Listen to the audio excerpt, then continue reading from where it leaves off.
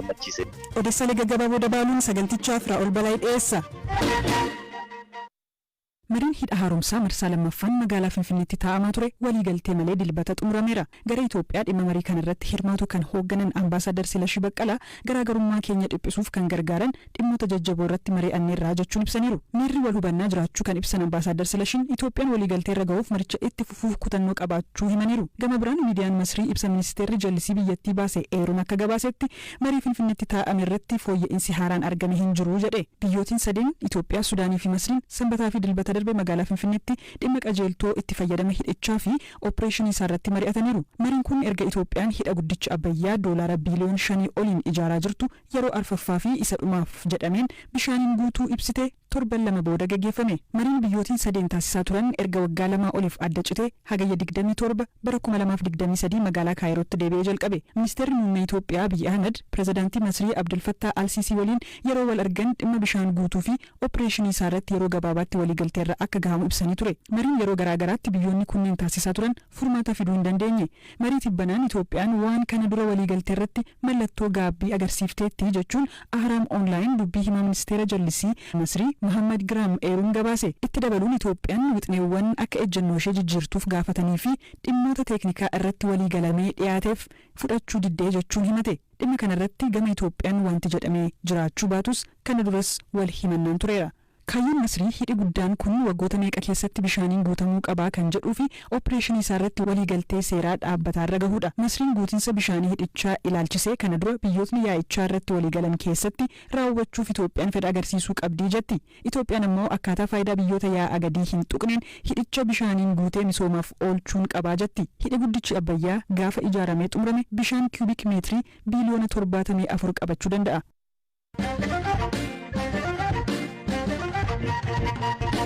Odeessa aanuun naannoo Amaaraa magaalaa Gondaritti dilbata kaleessaa walitti bu'iinsa waraana Itoophiyaa fi hidhattoota gidduu tureen hidhattoonni faannoo 50 ol ajjeefamuu raayyaan ittisaa Itoophiyaa beeksise. Jiraattonni BBC'n dubbisee bakkeewwan Goojjaam lixaa fi Kaaba Shawaatti walitti bu'iinsi geggeeffamu himu. Dubbii himaa faannoo kan Birgeedii Teewodiroos akka ta'e qondaalli hime ammoo kaayyoon hidhattoota isaanii magaalaa Gondar maal akka ta'e BBC'tti himeera. Galaana Balaa dabaleesnitti hima. Hidhattoonni faannoo magaalaa Gondar seenan ajjeefamuu fi haleellaan qiyyaafatame fashaluu waraanni Itoophiyaa gama fuula Feesbuukii isaatiin hime. Tuttuqqaan naannoo Gondaritti humni finxaaleeyyii taasisaa jiru humna raayyaa ittisa biyyaan tarkaanfiin irratti fudhatame guutummaatti fashalee gara dhufetti deebi'eeraa jedha ibsi raayyaa ittisa biyyaa Itoophiyaatiin ba'e. Walitti bu'iinsi muddama yeroo dheeraa booda adoolessa gara xumuraa naannoo Amaaraa keessatti eegale ammas darbee mudachuu itti fufeera. Waraanni Itoophiyaa humnoonni finxaaleeyyii maqaa faannoon daldalan jechuun waame sanbata xiqqaa barii sa'aatii 10tti magaalaa Gondar Lo'anii seenuun buufata poolisii tokko irratti haleellaa banuuf yaaluu hime. Raayyaan ittisaa kanneen du'an 50 ta'aniin ala kanneen madaa'an akka jiranii fi kaan immoo baqachuu ibseera. Ibsichi miseensota raayyaa ittisaarra miidhamni qaqqabuuf dhiisuu waan jedhe hin qabu. Akka ibsa kanaatti hidhattootni kun naannoo Gandaasaa 8 jedhamu waan hamaa dalaganiiru. Gareen humnoota mootummaa federaalaa lolaa jiru kun sukkaara zayitaaf kaan saameeraa jechuun himate.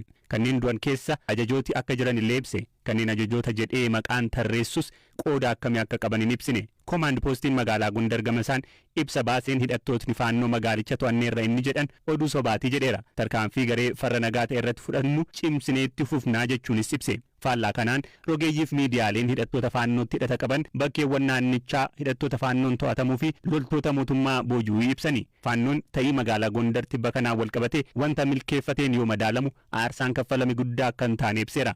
Gondaritti dubbii himaa Birgeedii Teewodiroos faannoo Amaaraa akka ta'e ka of himuu fi maqaa qabsoo Misir jedhuun kan of waamu yaada BBC'f kenneen magaalaa Gondar keessatti haleellaa tasaa banan maal akka kaayyeeffate himeera. Gondarin በፈለግነው ሰዓት ካለው መሬት caaseffama amma lafa bu'ee jirurraa Gondarin yeroo barbaannetti seennee ba'uu akka dandeenyu hawaasicha hubachiisuuf ni jalqaba. Ni lammataa immoo garee nama ukkaamsu kana kanneen deeggaran baandotni jiru. Kutaalee magaalaa keessa bobba'anii nama basaasaa qaamolee nageenyatiif eeruu kennuun dargaggoonni gara hidhaatti akka guuraman kan godhan jiru. Magaalaa san keessa dargaggoonni 12,000 ol ta'an waan akka kaampii uummata walitti qabanii hidhan keessatti ukkaamsamaniiru. Mana hidhaa xiqqaa keessa nama 300 hanga 400 gadi hin taanetu hidhamee jira. Kanaaf kaayyoon inni ijoon kaampiiwwan kana keessaa uummata bilisa gochuudha. Inni biraan ammoo humnoota mootummaa irratti haleellaa tasaa raawwachuun humna mootummaa naannicha jiru dadhabsiisuudha. Duulli kun injifannoo guddaadhaan goolabame. Aarsaa xiqqaadhaan bu'aa guddaa irraa arganneera. Miseensota waraana mootummaa 200 ol ta'an irraa duutii fi miidhaan qaamaa qaqqabu odeeffannoon arganne ni mul'isa. Miseensonni raayyaa ittisaa 17 ta'an ammoo booji'amaniiru. Qondaalli kun meeshaalee waraanaa mootummaa booji'ee fi mancaase ibseera. Raayyaan ittisaa hidhattootaa fi aangawoota isaanii ajjeese maqaadhaan tarreessee ibsa baaseera. Qondaalli hidhattootaa kun faannoon 50 ajjeefamuu hin danda'u jechuun garuu ammoo qabsaa'ota maqaan eeraman keessaa 2 ajjeefamuu mirkaneesseera. Jiraattonni BBC'n dubbise bakkeewwan Gojjam lixaaf kaaba shawaatti walitti bu'iinsi jira jedhu. Tibba kana magaala seena qabeetti Laalibalaatti walitti bu'iinsi meeshaalee jabaan deeggarame mudachuu gabaasuun himaniiru. Ji'oota dura wayita qormaatni biyyaalessaa Seensa Yuunivarsiitii gaggeeffamu waraana hidhattoonni faannoof raayyaa ittisaa magaalaa Gondar keessatti gaggeessaa turaniin namoota nagaa dabalatee loltoonni gama lamaaniinuu ajjeefamu BBC'n maddeen hospitaalaa fi kanneen ijaan argan irraa odeeffatee ture. Walitti bu'iinsi raayyaa ittisa biyyaa fi hidhattoota faannoo gidduu adeemaa ture tasgabbaa'us bara haaraa Itoophiyaa booda bakkeewwan tokko tokkotti dabaluu gabaasuun ni mul'isu.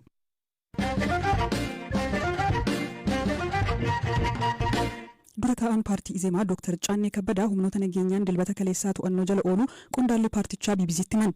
Paartichatti itti gaafatamaa dhimma seeraa fi nageenya miseensotaa kan ta'an obbo Siyyuun Mangashaa haala ture akkasiin ibsu. Dr. Caannee ሲያዙ ከአንድ ጓደኞች ጋር ቁጭ ባሉበት ነው። ዶክተር ጫኔን yeroo qabaman hiriyaa isaanii tokko waliin iddoo tokko taa'anii turan. To'annoo jala kan isaan oolchanis poolisoota uffata dambii poolisii federaalaa uffatan 6 fi nama siviilii tokkodha. Haa ta'u malee konkolaataa lakkoofsa gabatee hin qabneenidha kan isaan fudhataman. Asirratti kan sirriitti hubachiisuu barbaannu Dr. Caanneen to'annoo seeraa jala oolan jechuu hin dandeenyu. Sababiin isaas konkolaataa lakkoofsa gabatee hin qabneen fudhatamuun akka ukkaamsamutti ilaalla. Gama biraan sababa kanaan qabamtanii waan jedhu itti hin himamne. Mirgi sababiitti dhaban baruu isaaniis hin kabajamnee fi maatiinis nutis hin beeknu. Eessa akka jiran garuu beekna. Waajjira poolisii federaalaa Finfinnee jiru. Manni isaanii sakatta'amuu mirkaneessineerra. Sa'aatii boodammoo waajjira paartichaa sakatta'ameera. Fayyaa isaaniiti. Nyaanni akka galee fi mirkaneessineerra. Kanaan alaa waan gaafataman hin jiru. Waan dura taa'aa paartii keenya irratti raawwate seeraan aladha. ማንም አላናገራቸውም። በሊቀመንበራችን ላይ የተፈጸመው ስል ህገ ወጥ ነው።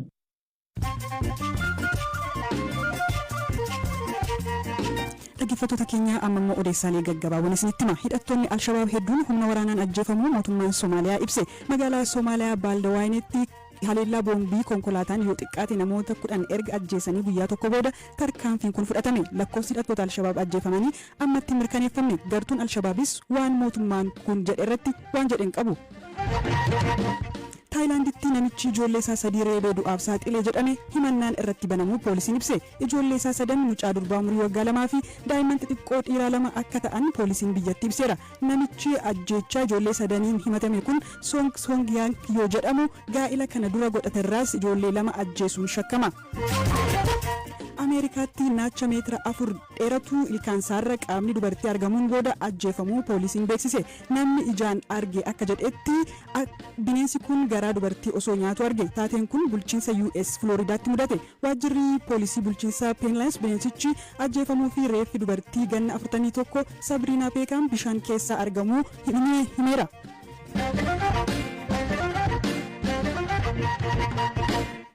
Odeessaa aanutti darba. Atileetiin Itoophiyaa Tigist Asaffaa daqiiqaa 2 olii fooyyessuun riikardii addunyaa haaraa maaraatoonii Berliin irratti galmeessite. Atileetiin kun fageenyicha sa'aatii 2 daqiiqaa 11 sekondii 53 atileetota Keeniyaa fi Taanzaaniyaa of duuba aansuun dorgommii xumurte. Leenjisaan atileetii kanaa Gammadoo Daddafoo waa'illee koo ammayyuu ittaanaa dubbiseera.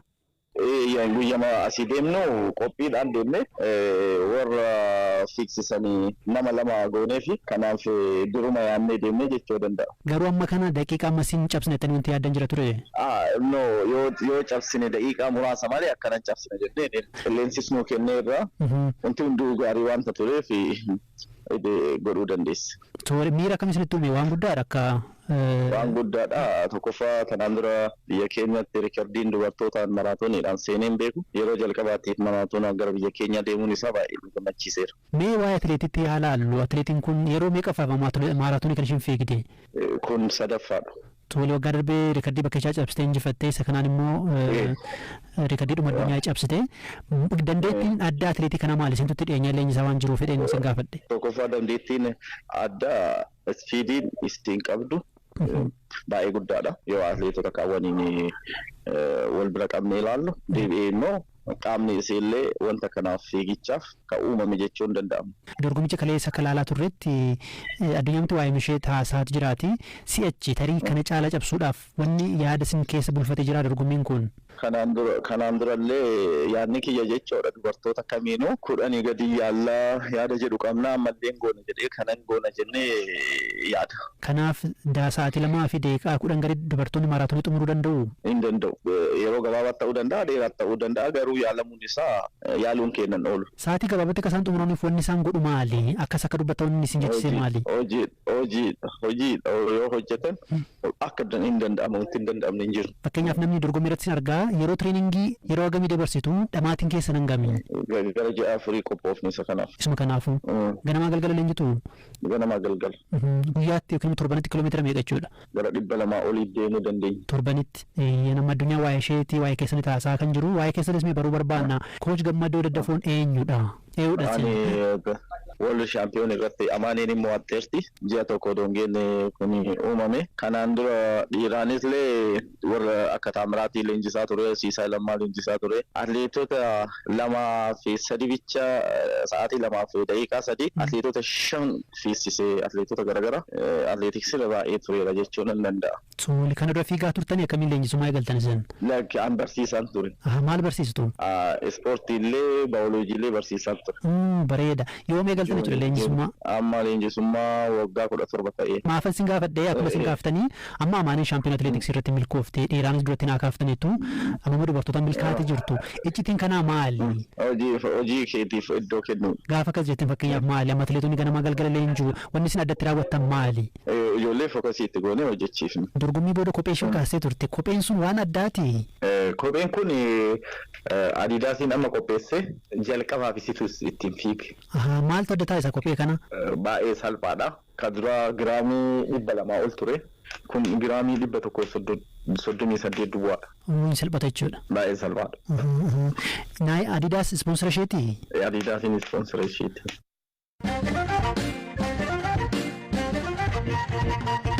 Odeessadhumaan mootiin Liji Iyyaasuu akka lakkoofsa Awurooppaa bara 1913 hanga 1916tti biyya Itoophiyaa bulchaa akka ture seenaan ni mul'isa. Mootota bara sana biyyattii bulchan keessaa umuriidhaan ijoolleedha. Bara bulchiinsa isaatti seerota mootonni Shawaa hordofaa turan keessaa bahuun adeemsa haaraa hordofuuf akka yaalaa ture himama. Akka seenaan jedhutti Liji Iyyaasuun erga aangoo irraa bu'ee hanga lubbuun isaa darbutti mana hidhaa godina Harargee Bahaa aanaa Guraawwaatti argamu keessa ture. BBC'n seenaa mana hidhaa kanaa fi haala amma jiru daawwateera. Galaana Balaa dabalee isinitti hima. Manneen hidhaa Liji Iyyaasuun itti hidhamaa ture keessaa piroojeektii guddaa ta'e ka qophaa'e mana hidhaa Harargee Bahaatti argamudha. Manni hidhaa kun godina Harargee Bahaa aanaa Guraawwaatti kan argamu yoo ta'u magaalaa Harar irraa fageenya kiiloomeetira 75 ta'u irratti argama. Qilleensi isaa diilalla cimaa akka qabudha. Ragaan barreeffamaa mana hidhaa kanarratti haga ammaa maxxanee jiru akka ibsutti manni hidhaa kun ajaja mooticha Haayila Sillaaseetiin bara 1925tti ijaarame. Obbo Aliyyi Bushiraa nama seenaa mana hidhaa kanaa qoratanii beekani. Liji Iyyaasuu yeroo duraatiif fiicheerraa fuudhamee yeroo dhufu bara 1923tti mareessitoota bakka jiran bakka bulchiinsi yeroo sanii Dajjaazmaach Gobanaan jirutti galfame mana kana ijaaruudhaaf wixineen marii geggeeffame ajajaan intala lammii Armaaniyaa taate Ameeriyaadhaan wixineen akka kaa'amu godhame jechuudha. Isaan ijaaruudhaaf hoggaa 2 fudhatee hoggaa 2 san keessatti lafa fagoorraa dhagaan kun kiiloomeetira 30 irraa namni hiriiraan dhaabbatee akka asii gadi godhame jechuudha. Bara 1925tti hoggaa 2 keessatti xumuramee manni kun hoggii alaalaallee marsaa 3 kan ijaarame kutaalee adda addaa bitaa fi mirgaan kan of keessatti qabu tajaajiloota adda addaatiif kan oolu jechuudha.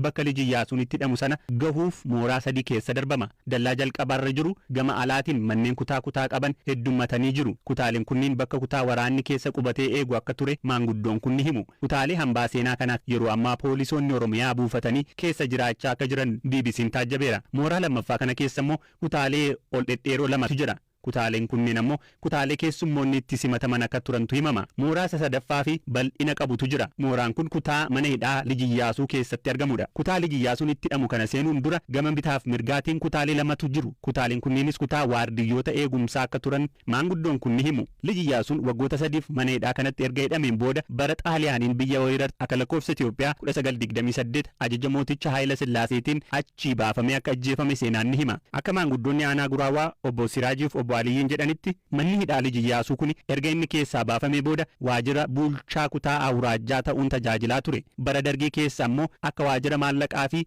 waajjiraalee biroo faayidaarra oolaa ture. Haga yeroo saniitti hambaan kun eegumsa fooyya'aa qabaachaa akka ture simu. Bara Adwaayin aangoorra ture ammoo yeroo dheeraaf bakka buufannaa waraana mootummaa fi bakka hidhaa ta'uunis tajaajilaa ture. Yeroo kana qabeenya hambaa kanaarra mancaatii guddaan ga'uu simu. Bakka bu'aa itti gaafatamaan waajjira aadaa fi turizimii aanaa Guraawwaa obbo Caalaa Toofiq manni hidhaa Iyyaasuu kun silaa kunuunfamee madda turizimii jabaa kan ta'u ture jedhu. Manni kun akkuma beekamu mana osoo turizimiidhaaf yoo itti oolchine galii guddaa biyyattiidha argamsiisuu danda'udha.